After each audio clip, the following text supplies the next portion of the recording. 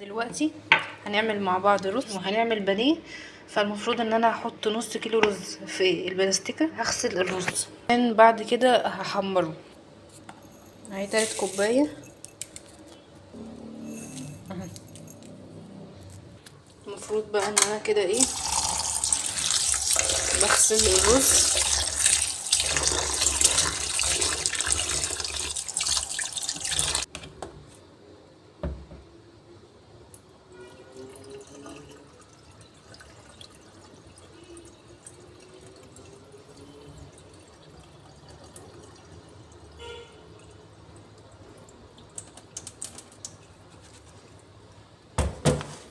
حطيت البانيه في التتبيله بتاعته، البصل البيض والفلفل والملح وكده يعني، وهسيبه بقى.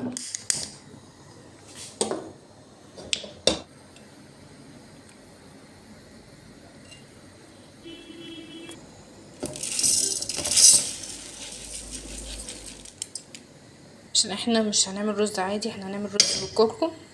والله مش عارفه اذا كانت الطريقه دي جديده ولا لا، بس يعني جربوها برضو الطريقه دي وقولوا لي اذا كانت عجبتكم ولا لا. بس بعد كده هطفي عشان اقدر اقلب كده كويس.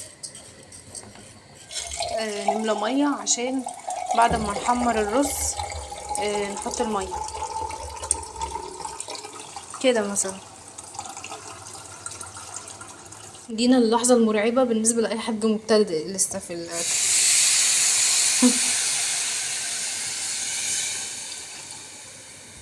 تمام.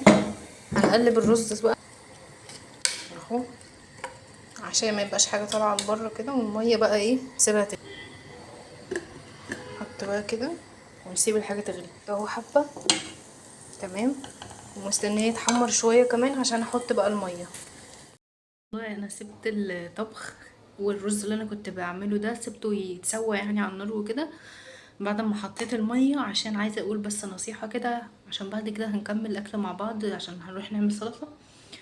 جماعه مش عيب ابدا ان احنا نساعد امهاتنا في الاكل، يعني يوم فيه تعبانه المفروض من البر كمان نساعدهم، وبالذات البنات نساعدها في شغل البيت، نساعدها في الغسيل في المواعين. نحاول ان احنا مش طول الوقت ناخده لنفسنا، ما نبقاش انانيين ويبقى الوقت كله بتاعنا يبقى لينا بتاعنا نذاكر فيه ونروح المدرسة ونخرج مع اصحابنا. لازم يبقى في وقت نديه لعيلتنا، سواء ماما او عيلتي كلها او اخويا او بابا.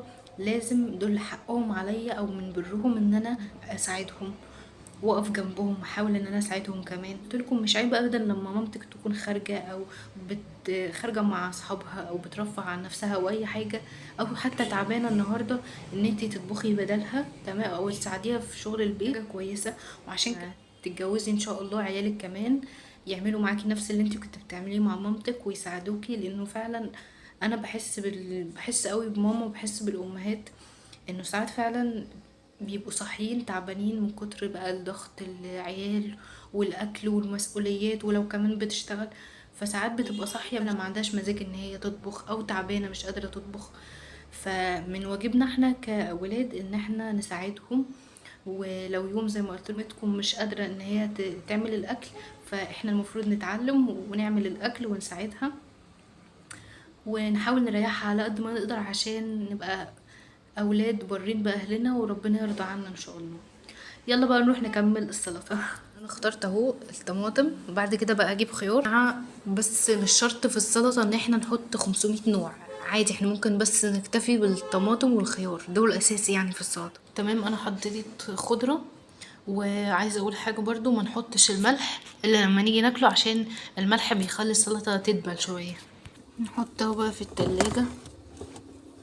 الرز خلص يا جماعه، مش عايزه اقول لكم طعمه لذيذ قوي، وما تفتكروش عشان انا حطيت فيه كركم بيبقى طعمه تقيل، لا والله بيبقى طعمه على فكره حلو قوي، وحس ان هو مريح على المعده. بما ان انا يعني عندي مشكله مع الاكل اللي بيبقى دسم قوي او تقيل على المعده لاني بتعب،